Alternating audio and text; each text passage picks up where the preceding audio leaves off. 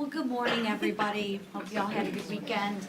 Let me be clear and start off with saying that Democrats didn't just cause inflation. They lit the match, they watched it burn, and then they poured gasoline on the flames. They buried families under regulations, spent trillions on pet projects, and railed against American paychecks to appease who? Their radical base. And Americans will never forget who did that, because we will continue to remind them.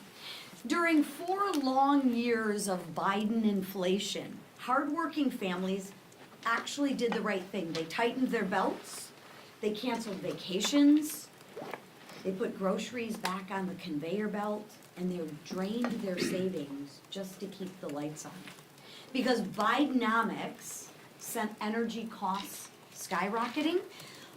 Under Bidenomics, and in those 4 years, let me just paint the picture for everybody. Home heating oil shot up 44%. Gasoline climbed 48%. Electricity costs went through the roof, rising 29%. And abundant American natural gas rose 27%. Those were under the 4 years during President Biden. That economic punishment crushed the American dream for millions of Americans.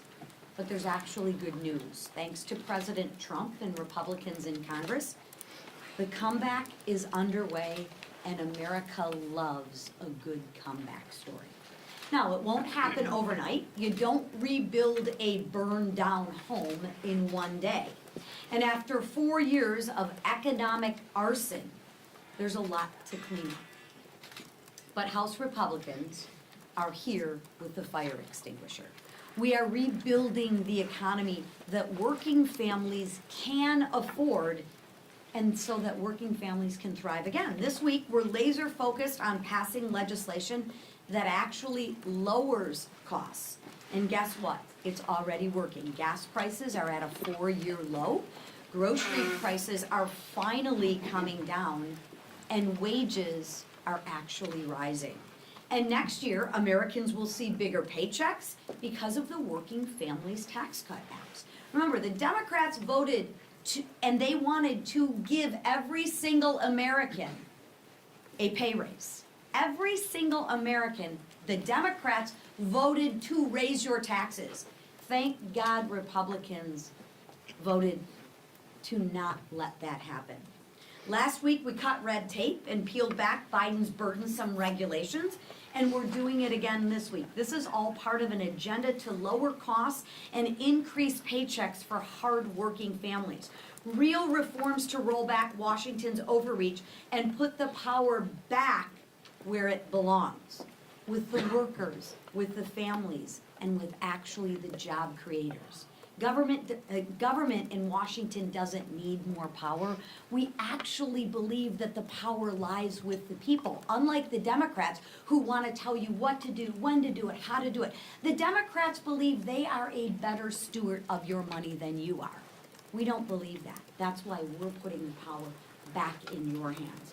And what are Democrats doing? Again, you think they're gonna vote to lower costs? I don't think so. I think the Democrats will vote against giving you bigger paychecks. I think the Democrats will vote against relief for American families. They're fanning the flames of the crisis that they ignited, right? So we will continue our work without them. And watch how they vote, right? We will continue our work without them, because asking Democrats to fix inflation is like asking an arsonist to join the fire department. This week, we'll vote to lower electricity prices, secure supply chains, and modernize permitting to make energy more affordable again. Because House Republicans are cleaning up Bidenomics, ending Biden inflation, and restoring an America that is strong and respected again. We are restoring an America that is affordable and prosperous again for every single hardworking family. And another piece of important legislation that will be on the floor this week is the NDAA, and I don't think there's anyone better here to talk about it than a Representative Kiggins. So right now, I yield to Representative Kiggins. Thank you. Well, good morning. I'm Congresswoman Jen Kiggins, and I proudly represent Virginia's 2nd Congressional District. I'm also a Navy veteran, former helicopter pilot, a Navy spouse, and now a proud Navy mom. So it's certainly a privilege to be here today to talk about this year's National Defense Authorization Act, which should see a vote on the floor today. This is over $900 billion of money that we can send to our warfighters and to our military families. There's a large chunk of that's dedicated to ships, submarines, aircraft, the actual warfighting resources and tools that we need to just exemplify peace through strength throughout the world.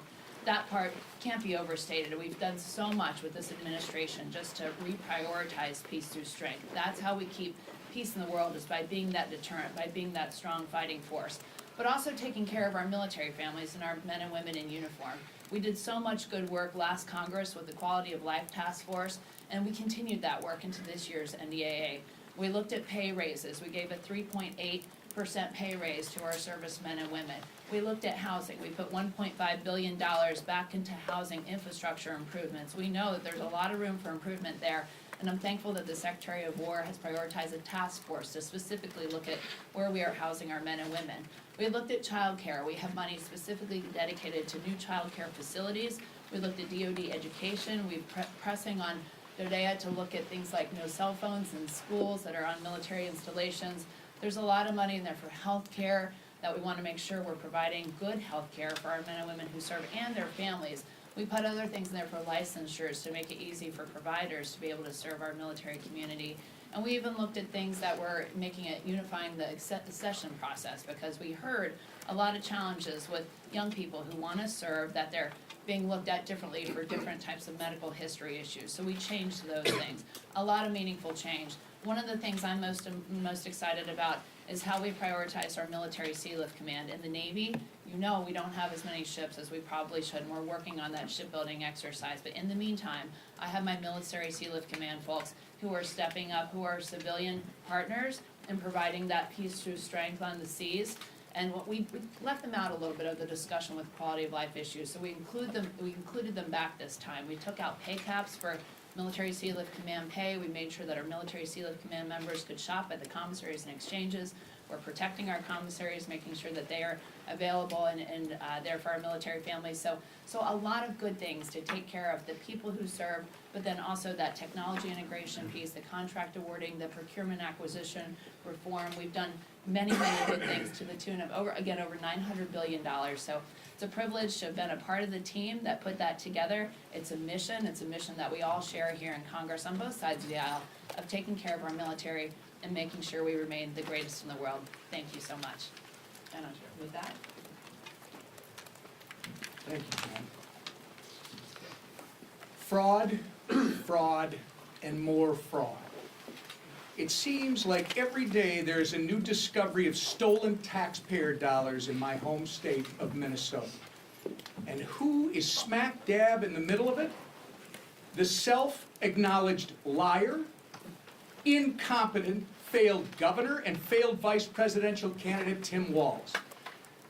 But with the world now watching, Walz can no longer hide from accountability. I want to thank President Trump and his all-star administration for pursuing justice for the hard-working taxpayers of my state of Minnesota. Secretary Noem, Secretary Bessent, Secretary Duffy, FBI Director Patel, Administrator Loeffler, Dr. Oz, Stephen Miller, Border Czar Tom Homan, and even more in the Trump administration have sounded the alarm and taken action finally. On behalf of the people of Minnesota, thank you. In addition to exposing and eliminating rampant waste, fraud, and abuse, President Trump and House Republicans are delivering on our promise to restore affordability and opportunity for the American people. With legislation to streamline permitting, unleash American energy, and increase opportunities for Americans to invest in their futures, we're working to lower costs, support American jobs, and spur business innovation. In particular, the nonpartisan INVEST Act, led by Congresswoman Ann Wagner, is going to cut bureaucratic red tape. It's going to empower small businesses in this country and entrepreneurs. and give Americans more freedom to invest, build wealth, and save for the future. This will be another great week for America First wins. And with that, I yield to our leader. Thank you, Whip, and really appreciate the work that the Whip has done to remind everybody about the fraud that was going on in Minnesota for years. It's finally getting, I think, more coverage, not as much as it deserves, but alarming that so much of that was going on right under the nose of Governor Walz, and the brutal waste of taxpayer dollars. We're going to continue, as President Trump is this week, to focus on affordability and lowering costs. You saw President Trump go to Pennsylvania yesterday to talk about a number of the things he's been working on in his administration and working with Congress to lower costs for families. But it's important to remind people what he inherited and what was going on in this country under the Biden administration for 4 years, when you saw prices skyrocketing, energy costs skyrocketing, interest rates skyrocketing, and Democrats in Congress never cared about any of that. They let it happen. They looked the other way over and over again. An open, porous southern border that President Trump not only said he would fix as a candidate, but now has fixed as President of the United States. And when he talks about the things that he's doing to lower inflation, we're finally seeing some relief, but we're going to continue working to lower costs for families. And it's something that is not only important to President Trump, it's important to this House majority. You know, we talked a lot about health care in these last few weeks here at this podium, but our committees have been working on very serious proposals, all focused on lowering costs for 100% of American families. While Democrats talk about less than 10% of the American people, we have been talking about what we can do to lower health premiums for 100% of American families, while also giving options to people who are trapped in unaffordable Care Act plans. Where Democrats want to keep them trapped, we want to give them options. And so we've been working and meeting with different caucuses within our conference for weeks. The committee chairs have been talking about the very specific bills. We've been meeting and getting ideas from a lot of our members who have great passionate ideas on health care. The Doctors Caucus, doctors who practiced medicine in the private sector and then they came to Congress. They still have great ideas about how to restore the doctor-patient relationship that Obamacare broke. So many things about health care that the Affordable Care Act just destroyed, starting with the title of the bill. Nothing is affordable about the Affordable Care Act, and Republicans want to fix that. And so what we did today in our conference just a little while ago has had a really productive discussion about all those ideas that the committees have been working on, not just ideas, actual bills. And we are now focused on bringing a number of those bills to the floor next week that we have consensus on. There are still some areas that we don't have full agreement upon, and we're going to keep working on those.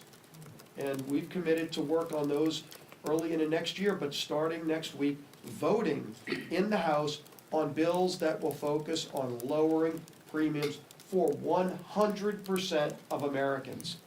Let's see where Democrats stand when it's not just giving money to insurance companies and propping up failed Obamacare plans, but actually helping 100% of Americans have better choices and lower health care premiums. So we're going to continue bringing bills to the floor that work on fixing problems that Democrats have created and delivering on the promises we made to the American people.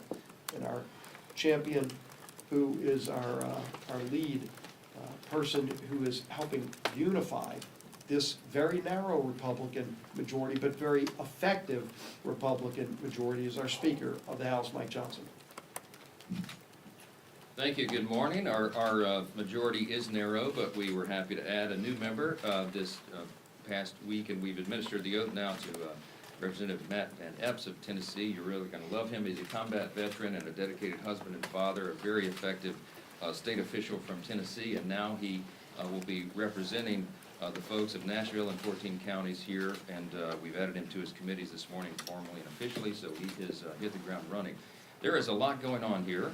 We wanted to talk with you about some of those things this morning, and I'm so grateful for this leadership team for giving you the report so far, and for Representative Kiggins, who is an extraordinary member of Congress, as you know, a decorated veteran, and somebody who's so committed to our nation's defense and our military servicemen and women, and her expertise and all these things have been so greatly appreciated. We're glad to have her this morning. Now, look, we've had one of the most consequential, most productive, most successful Congresses in the history of this institution. The 119th Congress, in spite of those small margins, the Republican majority has been working in lockstep with the Republican majority in the Senate, even though that one's small as well, and of course, with our strong Republican president and his administration. And the results of that cannot be questioned. And I see this false narrative right now, oh, they haven't done enough. Oh, pray tell. Listen, the Working Families Tax Cut, big beautiful bill, took about 6 months of the first part of this Congress to put together because it was so consequential and so comprehensive. And there are so many things in that bill that our members are going to be so excited to go and run on and talk about in the upcoming election cycle, because we inherited an absolute disaster from the Biden administration. Virtually every area of public policy was decimated, and we had to rebuild from the ground up in many of these places and make all sorts of changes and reforms to get America back again, and we did. We put it all in this one landmark piece of legislation that will have consequences for generations, and it will be seen and written by history to be one of the biggest things that Congress has ever achieved. And among those things was an approach to beginning this affordability agenda, because remember, we inherited massive inflation from the previous administration. It's no secret affordability is a flashpoint, right, in recent weeks, and we had 4 catastrophic years of Bidenomics that we inherited. The Biden administration spent like drunken sailors, and they attempted to tax and regulate their way to prosperity, and we all knew when they were doing it, it would not work. It had exactly the opposite effect. The result was inflation skyrocketed, gas prices reached record highs, homeownership declined, credit card debt increased, all those things that everybody felt and they're still feeling now. Now, the American people gave us a mandate in the election. The president won the Electoral College soundly. He won a big majority popular vote. We got the highest vote total for House Republicans in the history of this institution, and they charged us to go fix this. We began that process with a big, beautiful bill, and we have never let up on the accelerator. We keep it going, day by day, week by week, notching away at this, trying to fix everything that the previous team broke. And now, I wish we could flip a switch right after the election and make it all go away, make it all right. But you know that's not how the economy works. It takes some time to implement new policies and root out the bad things, and that's what's happening. It is a fact that the Biden administration and their Democrat enablers in Congress, we cannot forget, wrecked the U.S. economy. That's what happened, and we had to take it over in January. This is why Democrats' newfound claims about affordability are just patently absurd. Okay, here are the facts, and you know this. Many of you don't write about it, but these are the facts. They're undisputed. They broke the economy, and now they want to lecture to the American people about affordability. They opened our borders, and now they want to lecture to the American people about immigration and border enforcement. They broke the American healthcare system. They caused premiums to skyrocket, and now they have the audacity to tell Republicans that the only way to save it is to throw hundreds of billions of dollars to health insurance companies, which would merely fuel a system that is rife with fraud, waste, and abuse. You cannot be an arsonist and a firefighter at the same time. That's the message for the Democrats. Let's be very clear about one thing. When the Democrats talk about health care affordability, okay, this catchphrase that they have, they are talking about one thing and one thing only. They are talking about continuing handouts to big insurance companies. They do not want, they have no ideas, they have no desire to fix the broken system they created. They just want to subsidize it.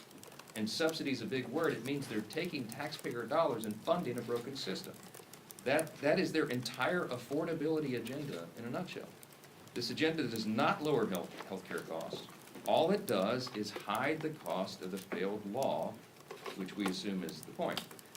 And their proposal, which is a 3-year extension of these enhanced subsidies, the Democrat COVID subsidies that they created, that they put the expiration date on for this December, that proposal to extend that for 3 years is devoid of any reforms to clamp down on the rampant waste, fraud, and abuse And it continues to provide taxpayer-subsidized health care to Americans who are making hundreds of thousands of dollars in annual salary. It doesn't make any sense. Now, you heard Whip Emmer and Leader Scalise reference the massive fraud that's just been uncovered in the last week or so in Minnesota. We know that this has been going on around the country in these deep blue states, and now the evidence is starting to come forward. It's staggering. It should upset. It should anger every American. This is where their dollars are being wasted and abused. A new report by the Government Accountability Office, which I haven't seen too much written about yet, you should look into that. It is an eye-opener as well. It makes clear why it would be a dereliction of duty to just extend subsidies without massive reforms to them, okay? Over the last 2 years, this is investigators at the Government Accountability Office, okay? They submitted 24 fraudulent applications for the ACA subsidies, the Unaffordable Care Act subsidies, Obamacare, okay? Of the 24 fraudulent applications that they created intentionally to just see what would happen, 23 of them were approved. These applications were completely fraudulent. The investigators did not submit any Social Security numbers, citizenship documentation, or reported income documents. And 23 of the 24 applications were still approved. 18 of those, by the way, are still receiving coverages they were as of September of this year. That means the Obamacare exchange and insurers didn't verify any of the information they were supposed to under the law, and they proceeded to pay tens of thousands of dollars to insurance companies for people who do not exist, okay? The GAO report also found that 29,000 Social Security numbers in 2023 and 68,000 in 2024 were used to receive more than 1 year's worth of insurance coverage. In other words, multiple people were utilizing the same Social Security numbers to openly defraud the American taxpayers. The GAO also found that more than $94 million was sent to insurers on behalf of dead people, okay? This is the system that Democrats in Congress want to extend without reform. It's unbelievable. Listen, these are undisputed facts. The Democrats broke America's health care system when they gave us the Unaffordable Care Act, Obamacare, 15 years ago. Remember all the promises? Some of y'all were here. The average premium and the average family is going to go down $2,500 a year. You're going to be able to keep your doctor. You're going to love this system. None of that was true. In fact, it's the opposite. And premiums have risen because they broke the system dramatically over that time. In some areas, as much as 70%, and some over 90%. And those things are still on a trajectory to rise further. Now, what are we going to do about that? The Democrats had a chance to vote to make life more affordable earlier this year in the Working Families Tax Cut, big beautiful bill, and they blew it. The House version of the bill, you may remember, included cost-sharing reductions. We passed that out of the House, we sent it to the Senate, and what that would have done is would have lowered premiums for the average American family by over 12%. Democrats fought to strip that out of the bill. Every American watching today should remember that. The Democrats had a chance to actually lower your premium 6 months ago, but they refused because they wanted to keep health care as a political football. They do not want a solution. They want an issue. That's what this is about. They used the American taxpayers, they admitted themselves during the longest shutdown in U.S. history a few weeks back, as leverage in this cynical political game. So in the coming days, what you're going to see is the other party, the Republican Party, continuing to do the important work that we've already begun to actually lower the cost of health care and reduce fraud, and we hope Democrats will join us in those efforts. There are two parties in this town. One has no intention and no plan and no desire to lower your health care costs. They really haven't put any good idea on the table. They just want to subsidize a broken system. Check them on that. The Republican Party, on the other hand, is already demonstrating that we know how to do this. We're not just talking about it, we've done it. In the Working Families Tax Cut, you will remember, in the Medicaid reforms, we went after program integrity. We didn't change the substance of Medicaid, as they claimed falsely. We went to program integrity. Why? Because we owed that to the American taxpayers. We got ineligible recipients off of Medicaid, and we cut out the fraud, waste, and abuse. And the CBO said they've calculated it saved $185 billion for American taxpayers and reduced premiums. We reformed it to strengthen Medicaid. Those same principles are going to guide us in the months, in the days and weeks and months forward. As Leader Scalise noted, we have some low-hanging fruit. We have some things that every Republican agrees to. Democrats won't. Remember, they don't actually want to fix this problem. But you're going to see a package come together that will be on the floor next week. that will actually reduce premiums for 100% of Americans who are on health insurance, not just the 7%. Remember, the COVID-era subsidy only covers 7% of Americans, and it was passed and extended without any reforms at all. It would only reduce their premiums by 4%. So they're using that as a red herring. The overall system is broken, and we're the ones that are going to fix it. You will see that laid out. Thanks to the good work of Chairman Cole and all of our appropriators, we have our appropriations process that will be going forward as well. We're moving those through the regular order process, and that's the way it's supposed to work. So you'll see many of those going through the process, and we think we can get it all wrapped up by the end of that deadline on January 30th. And you'll see that process continue over the days and weeks ahead as well. I will say this again, this Congress has been the most productive and successful in the modern era, and I think you can make an argument one of the top 5 of all time. You've heard me say that. Look at the evidence and the facts, don't listen to the talking points. This team has delivered with small margins what the American people asked us to do, and what we promised we would do. And that work has just begun. It will continue in earnest all the way through the end of this year as we sprint through the end of this calendar year and we start the new session in January.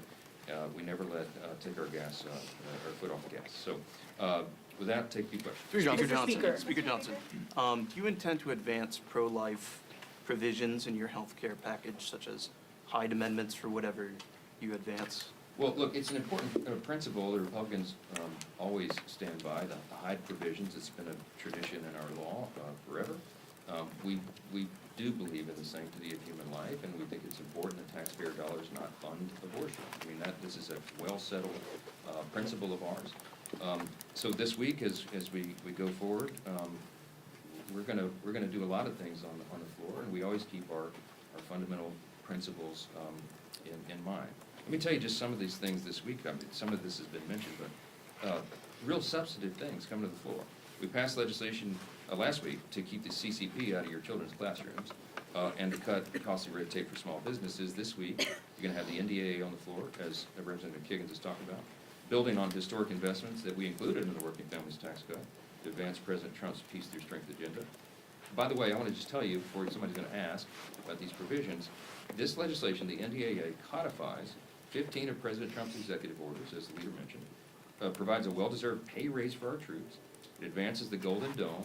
It revitalizes our defense industrial base. It ends woke ideology at the Pentagon, and it keeps the border secure. And it's the product of months of work by Chairman Rogers and our House Armed Services Committee with Representative Kiggins and all the colleagues there. We thank them for their efforts. And this week, we're also going to have legislation to streamline permitting processes, accelerate permitting approvals, as Chairwoman McClain discussed, strengthen our electric supply chain, and many other things. What you're not going to see, though, is the dreaded Christmas omnibus, right? Because we broke that fever, and I'm so proud of that. For 3 consecutive years, Republicans have avoided the bloated end-of-the-year Christmas omnibus. We've broken that tradition, and we're not turning back. Those are the things you're going to see as we advance our core principles and we stick to the traditions of what we've done for the taxpayers and for the citizens of this country. After the Gang of 8 briefing that you had yesterday, what makes this video of a second strike on a suspected drug vote different from the other videos the administration has voluntarily released? And do you support all members of your conference being able to see it? My admission here is I was not in the Gang of 8 briefing Why not? yesterday because we were working on the healthcare stuff, and it was timed at exactly the same time as we had our 5 families, all of our caucus meetings, and I told Secretary Hegseth and Secretary Rubio wouldn't make it, so they're going to meet with me individually, so I have not yet seen that. But I will tell you that they have obviously shown that video to the Gang of 8, and I think members have had the House Armed Services Committee and the Senate Armed Services Committee. So you have to ask the question to them, so we'll see. Yes. Mr. Speaker. Yes, sir. Second row. Yes, sir. Oh, Yep. can I get your thoughts on Jasmine Crockett's run for Senate? What does it say about the state of the Democratic Party? And do you feel worried about her chances of winning at all? I'm absolutely delighted that Jasmine Crockett is running for Senate in Texas. I think it's one of the greatest things that's happened to the Republican Party in a long, long time. She is the face of the Democratic Party, she and Mamdani. Good luck with that. I want her to have the largest, loudest microphone that she can every single day. And we look forward to having that election down there. We are going to elect another Republican senator in Texas. Texas is a red state. People of Texas are common sense Americans, and what Jasmine is trying to sell will not be purchased by the folks at Texas. Why Speaker are you Johnson, polling so Speaker high? Johnson. Thanks. On Judge Neal Johnson, Bowman. when will you be meeting with Secretary Hegseth and Secretary Rubio?